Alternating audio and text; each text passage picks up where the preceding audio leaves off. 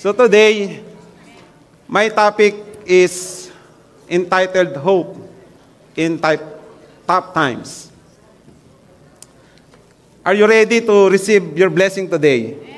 Sino po sa inyo ang ready? If you are ready today, can you raise your hand and shout, Hallelujah! Hallelujah! Amen. Dito sa kabilang side, if you're ready, say Hallelujah! Hallelujah! Sa kaliwa. Hallelujah! Sa taas. Oy, parang may tulog pa doon ah. Kita ko doon sa dulo ah. Anyways, good morning again. Alam nyo po, sa umagang ito, ito pong topic na ito, I believe, will give us enlightenment, encouragement, will not just inspire us, but build us also. Halos lahat po ng tao, mga kapatid sa Panginoon, ay dumadaan po sa mga masalimuot o mahirap na daan na hindi ninais ni numan, ni hindi man lang natin naisip ng katiting sa ating buhay. Do you agree? Kayo ba, nung kayo'y nabuhay, inisip nyo, nadadanas kayo ng matinding pagsubok sa buhay? Mula nung kayo sumilang, kumakain kayo, lumalaki kayo, inisip nyo ba na isang araw makakaranas din kayo ng mga challenges, difficulties, problem, trouble sa buhay ninyo? Inisip nyo ba yun o hindi? In our right mind, wala hong isa man sa atin na nag-isip na isang araw sa aking buhay, ako ay lalaban ng matindi sa mga problema. Ako ay malulugi sa negosyo. Ako ay babagsak sa exam. Ako ay mawawalan ng mahal sa buhay. Nobody sa umagang ito, naniniwala ako hindi ho natin naisip yan kahit katiting sa buhay natin. Tama? Ang atin laging iniisip, pag nabuhay tayo, okay na lahat. Everybody, everything will go well with us. Hello, andiyan po ba kayo? Ito po ang ating pananaw palagi. Gusto natin lagi mabuhay ng maayos. Diba? So, may mga tao po na katulad po ng sabi ko sa inyo, name them all, lahat po ng mga bagay na pwedeng maranasan ng tao. Pagkakaroon ng malumang sakit, walang tumatanggap sa trabaho, nag-a-apply ka ng trabaho pero walang tumatanggap sa iyo. So wala kang source ng ikabubuhay. Yung iba sa halip na maggumandang kabuhayan dahil nga walang trabaho, nagnanakaw na lang. Yung iba, nagbibenta na lang ng droga. Hello?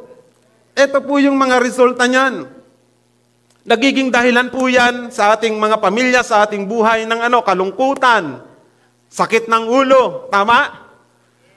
Sumasakit ba ulo nyo? Nalulungkot ba kayo? Pag may mga desire kayo na hindi nyo nakukuha, yung gusto nyo ay hindi nyo makuha, kawalan ng kapayapaan at higit sa lahat, nagkakaroon po tayo ng takot at pangamba sa ating puso. Sa umagang ito, nais ko pong dalhin kayo sa lugar na dapat nating kalagyan based na rin sa kagustuhan ng ating Hari at Panginoon. Hello? Alam nyo ba na ang Panginoon ay may gustong paglagyan sa atin na maganda? Sabi nga ng Panginoon, ang gusto niya ay magkaroon tayo ng buhay na kasiya-siya, buhay na masagana, buhay na wala na tayong pangangailangan pa. That is the goal, that is the intention of God to each and every one of us. Andyan po ba kayo? Ganyan pong magplano ang Diyos sa buhay ng tao, sa buhay ng kanyang mga anak. Dapat po maging malinaw sa atin yan. Gusto ng Panginoon na maranasan, mailagay tayo sa isang lugar na kung saan ay hindi na tayo mangangailangan. Kapag malinaw po sa ating lahat, mga kapatid sa Panginoon, matutulungan po tayong gumaan ang ating mga pasanin at kung ano man ang problema na ating daladala, kasama na rin po yung iba't ibang hamon sa ating buhay, araw-araw. So sa atin pong teksto ngayong umaga, babasahin po natin ang nakasaad sa Biblia. This is our text for today, John 14:1 to 6. Ang sabi diyan, huwag kayong mabagabag o huwag mabagabag ang inyong kalooban. Sumampalataya kayo sa Diyos. Sumampalataya din kayo sa akin.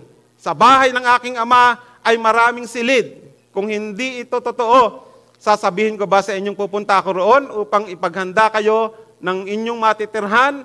At kapag naipaghanda ko na kayo ng matitirhan, ako'y babalik at isasama ko kayo upang kayo'y makapiling ko kung saan ako naroon. Hallelujah. Grabe yung desire ng Panginoon sa una pa lamang na bawat isa sa atin makapiling niya. Pero sabihin mo, huwag muna ngayon. Sabi mo sa katabi mo, huwag muna ngayon. At alam na ninyo ang daan patungo sa pupuntahan ko. Sinabi sa kanya ni Tomas, Panginoon, hindi po namin alam kung saan kayo pupunta.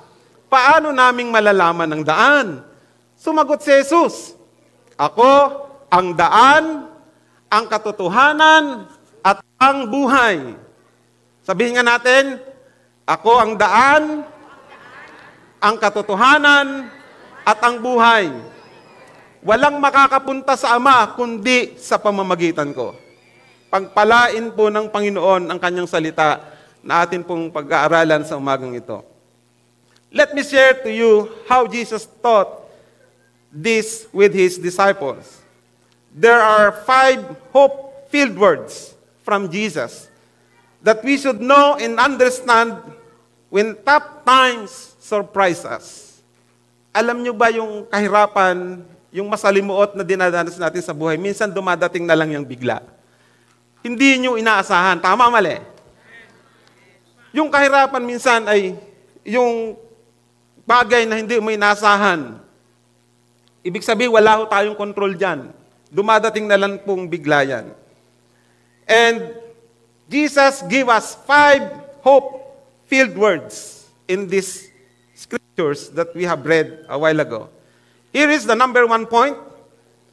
Jesus, with comforting words, said, number 1, let not your heart be troubled. Let not your heart be troubled. Why? Because the world that we live in is full of trouble. Kabi-kabila, saan ka man pumunta, saan mang lugar ka pumunta, mapaibang bansa ka man, merong trouble. The world is full of trouble, filled with troubles. People are filled with troubles, with problems everywhere. Sabi mo sa katabi mo, ikaw din, minsan may trouble ka din. Tama? May trouble din tayo minsan. Even if we are children of God, meron ho tayong nararanasang trouble sa buhay. But Jesus said, let not your heart be troubled.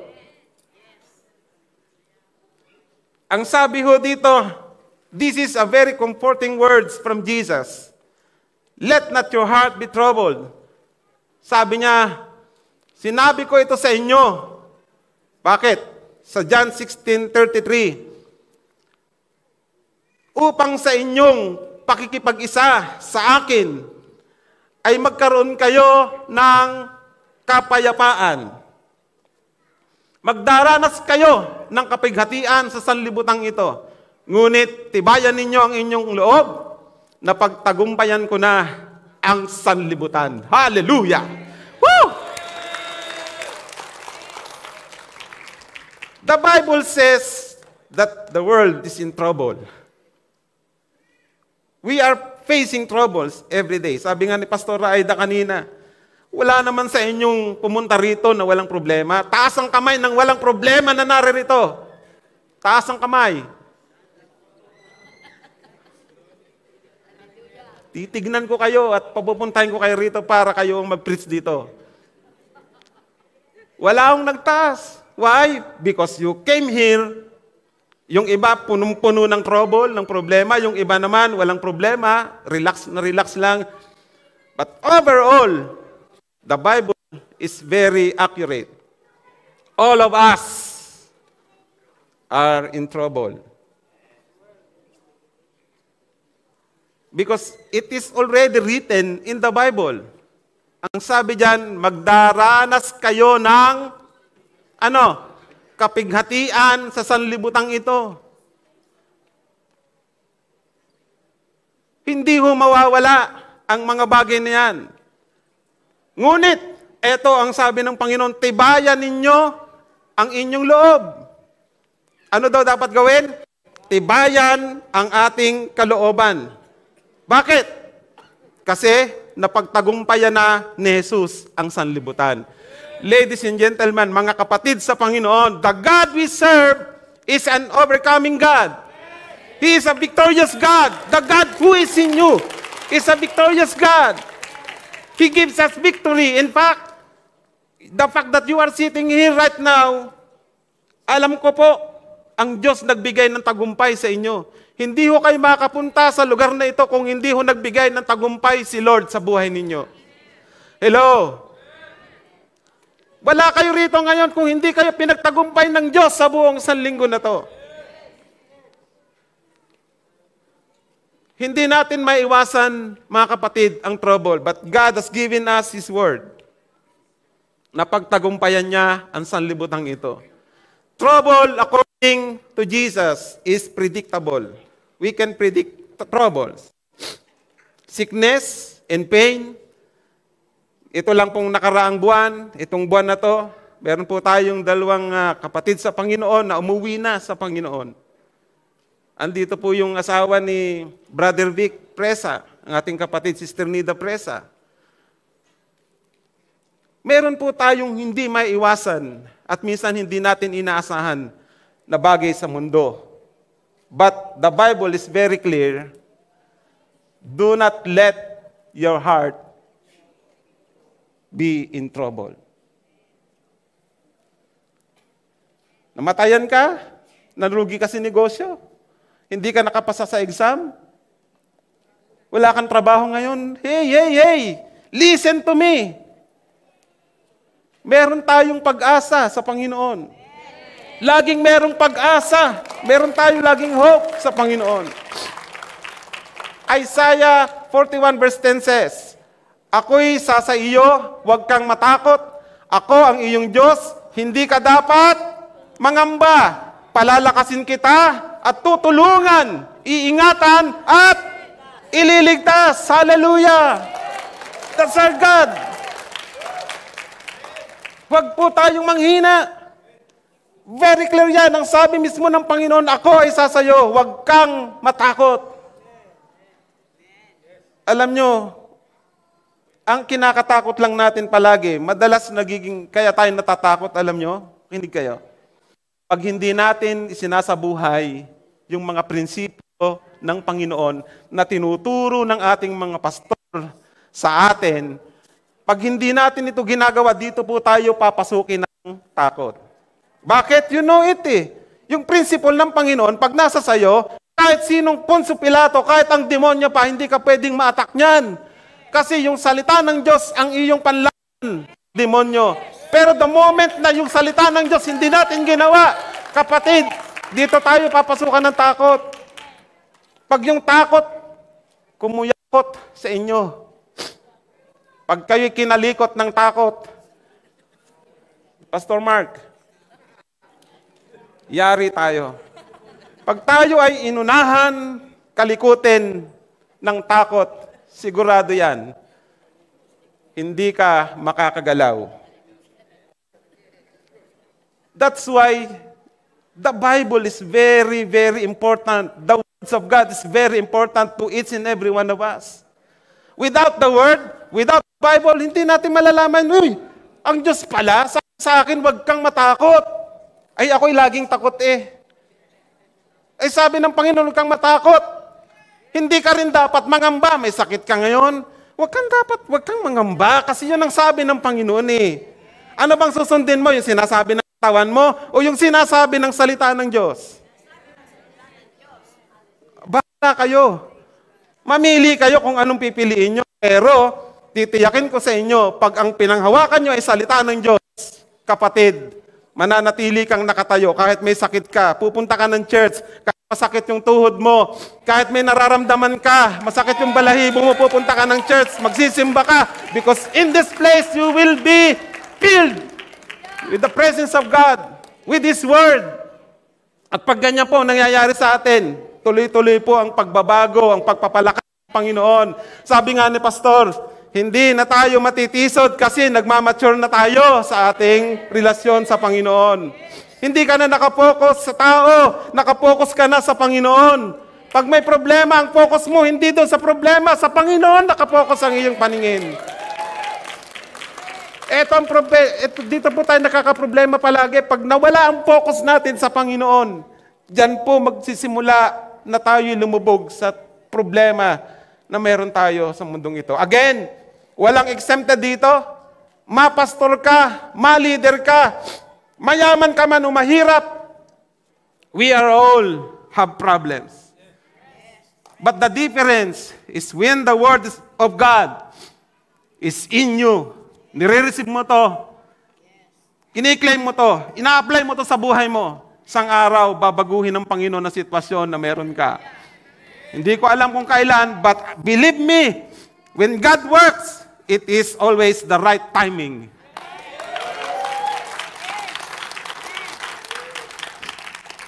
Palalakasin kita, sabi ng Panginoon. Mahina ka, palalakasin kita, sabi ng Panginoon, tutulungan kita. God will help us. He is the source of our help. When we are in trouble, He is our source of strength. Not only that, iingatan kita. Malinaw po kayo? At hindi ililigtas kita. Sige, palakpakan mo ang Panginoon. Hindi kayong palakpakan. It is God. Hindi po siya nagbibiro, mga kapatid. When God pick you up, call you, when God choose you, hindi ho nagbibiro ang Panginoon. Sabihin mo sa katabi mo, hindi nagbibiro si Lord.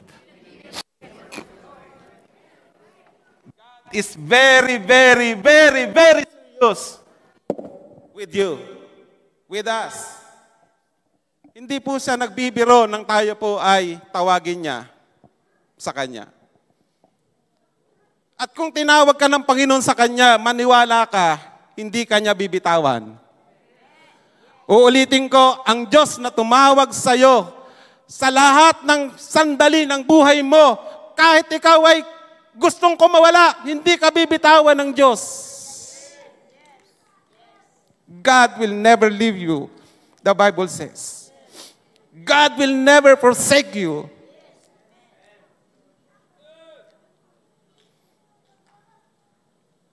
Alam niyo mga kapatid sa Panginoon, pag malinaw sa inyo ang bagay na to, that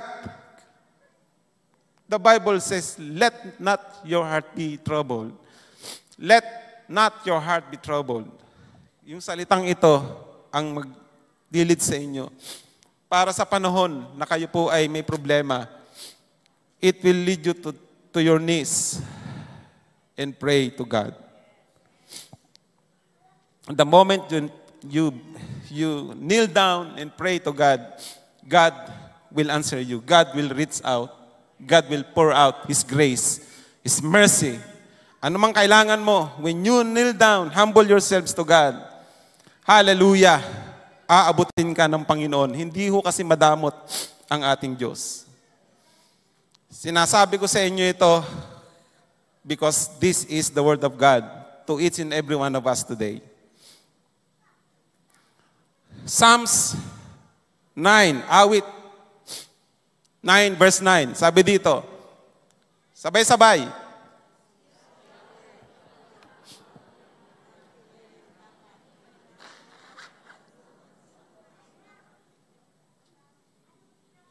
Si Yahweh ang takbuhan ng mga pinapahirapan.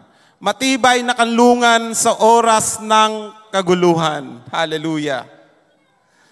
Naguguluhan ka ngayon? Huwag kang tumakbo. Wala kang pera ngayon? Huwag kang tumakbo kay 5'6". Pag walang pera, takbo kay 5'6". Sino kayo may 5'6" dito? Pag nahihirapan na, wala nang makain, pumupunta na kay 5'6". Anong point ko rito, kapatid? Ang Panginoon po, sa pagiging Ama at Panginoon niya sa atin. Again, when you commit your life to Jesus, hindi po siya magpapabaya sa atin. Tandaan niyo to, hindi ka pababayaan ng Diyos.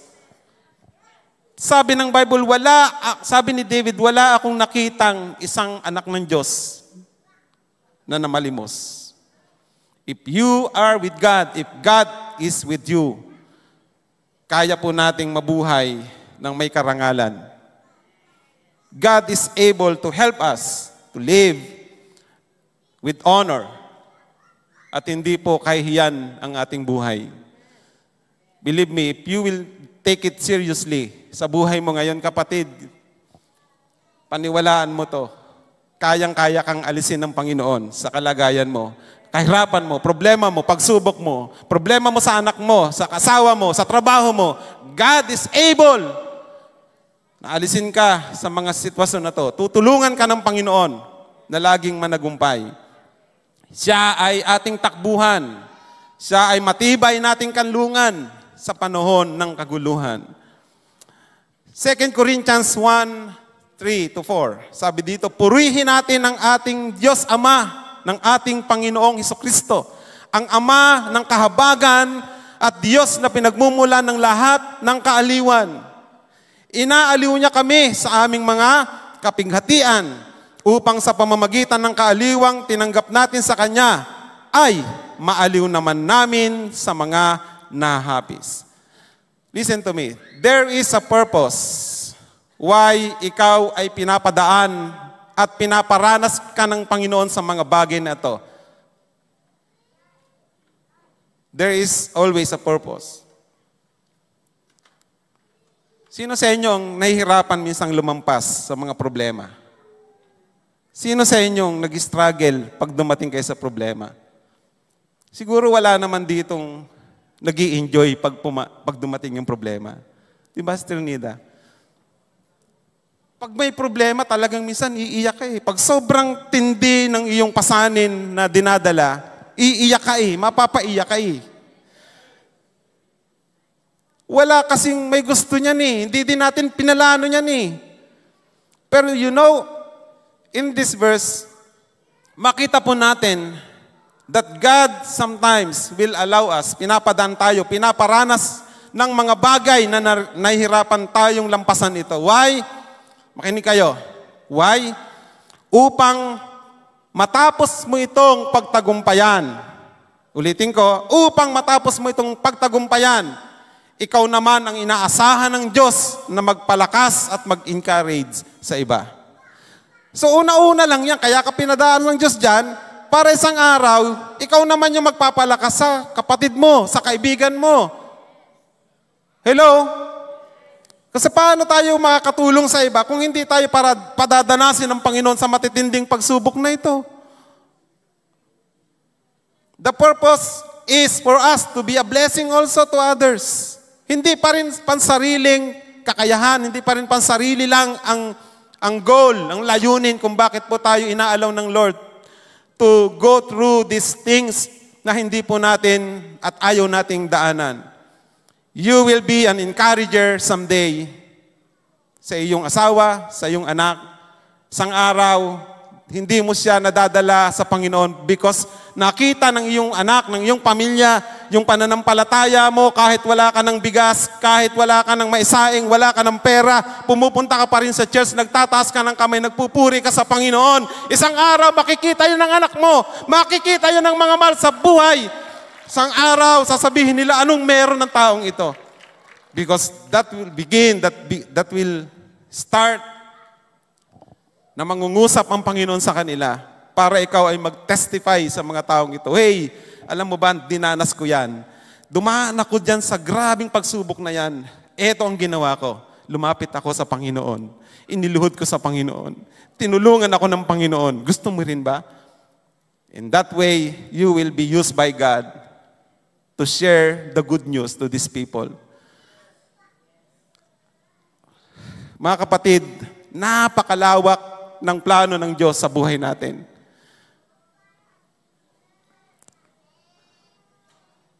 Harapin mo nga ulit ang katabi mo, sabihin mo, let not your heart be troubled.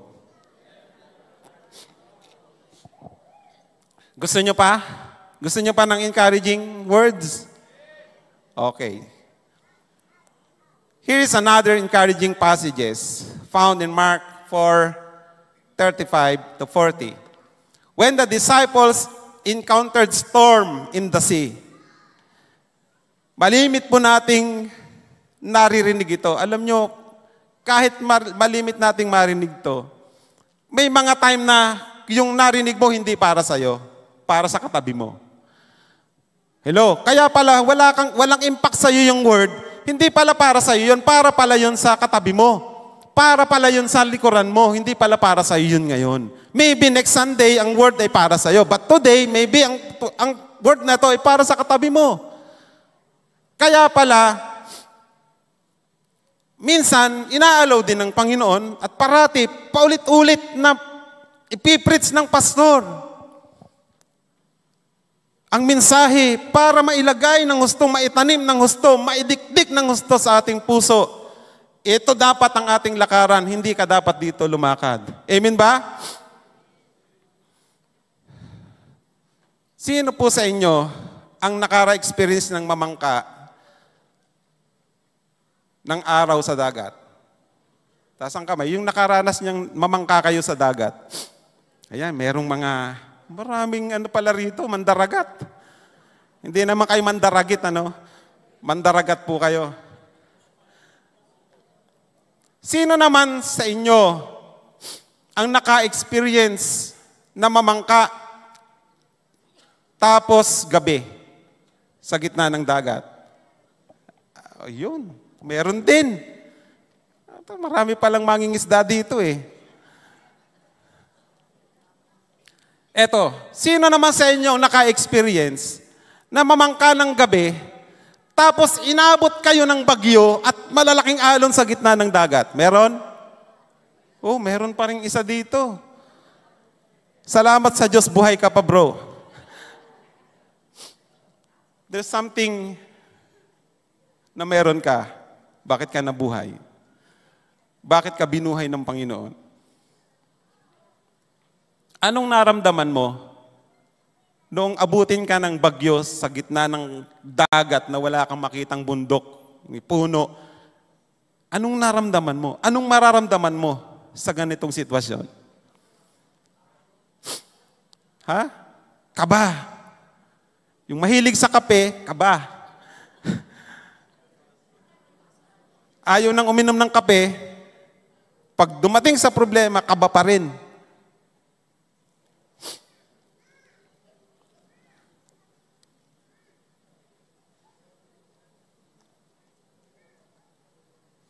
Eto, huling tanong. Baka siguro wala nang nakaranas nito, wala nang magtataas ng kamay. Sino sa inyo nakaranas na ng matinding gabi, may bagyo, sinalpok ng malakas na alon yung kanyang bangka, at yung bangka ay napuno ng tubig? Meron? Believe na ako sa inyo pagka nabuhay pa kayo sa gitna ng karagatan. Basahin natin ang Mark chapter 4:35 to 40. 1, 2, ready, go.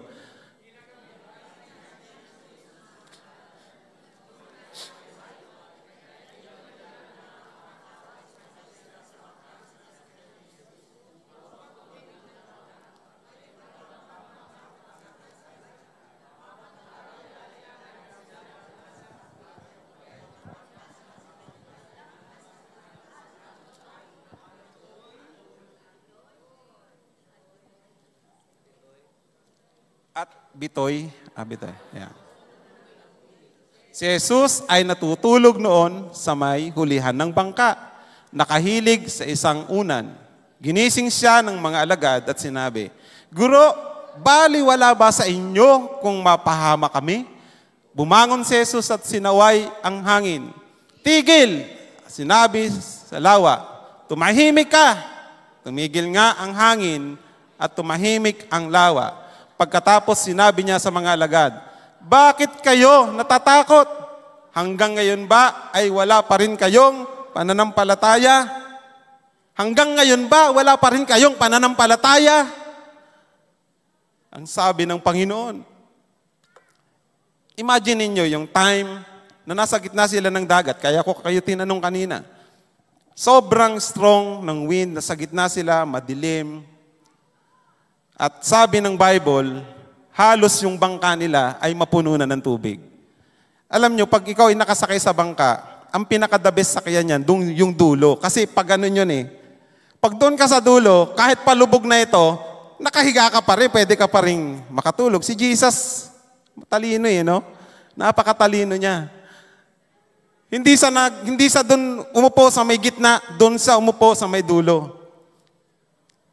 Hindi lang siya doon umupo, natutulog siya habang bumabagyo, habang binabayo ng malakas na alon. Ang sabi ng Bible, si Jesus ay nakahiga sa unan. Nakaunan pa.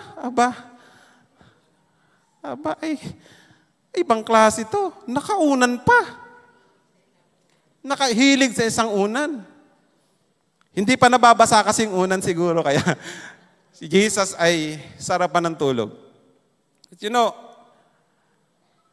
makita po natin sa istorya na to, na yung mga disipulo niya ay nagpanik. Sino ang hindi magpapanik sa ganong kalagayan na anytime, any moment, pwede silang mamatay lahat? Tapos yung isang kasama nila, walang pakialam. Nakahiga sa dulo at natutulog. Sa tingin nyo, hindi alam ng Panginoon yung nangyayari sa kanila? Sa tingin nyo, hindi alam ni Jesus, hindi nararamdaman ni Jesus na nagkakagulo na ang kanyang tropa? Alam ng Panginoon yun. Sabihin mo sa katabi mo, alam ng Diyos ang pinagdaraanan mo ngayon. Sabihin mo sa kabila ulit, alam na alam ng Diyos na may pinagdaraanan ka ngayon. Pero ito, tandaan nyo, dadaanan nyo lang yan kasi si Jesus kasama ninyo. Hindi kayo pababayaan ng Diyos na lumubog sa matinding problema ninyo na wala siyang gagawin sa buhay mo.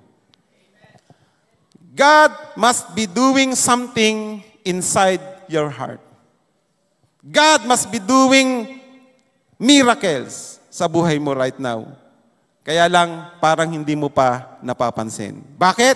Kasi abala ka sa mga bagay na gusto mong mangyari. You have mas marami kang expectation na gustong mangyari sa buhay mo. Hindi mo napapansin, ang Diyos kumikilos na pala. Akala mo, natutulog lang ang Panginoon. Pero, deep, I believe tama ang inyong sinasabi na ang Diyos, during that time si Jesus, kahit nakahiga sa alam niya ang nangyayari. And this is a test sa kanila ng Panginoon. Kung ano ang gagawin nila sa panahon na sila ay nasa lugar ng panganib. If you are with them, ano ang gagawin nyo? Would you be happy?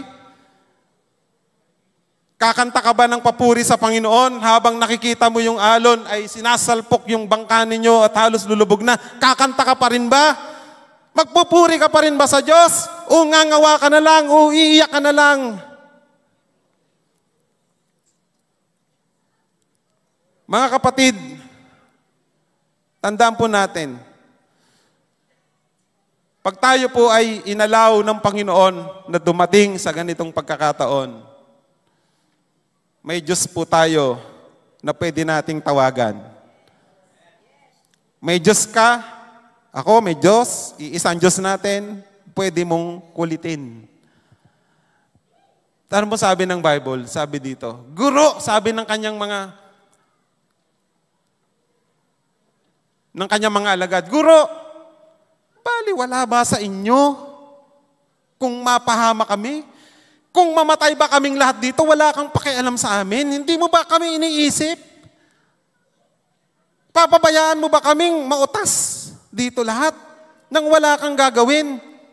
Guro naman, parang ganun paraphrasing ko, Panginoon, guro ba? Ay mamamatay kami din Lulubog na rin Alam mo sa Batangas, pag ganyan, talagang matutuwa ka sa kanilang mga salita lulubog na tayo din Ay magsilikas na tayo. Alis na tayo din bilis. Talon. Ay ganyan, talon. Yan na oo.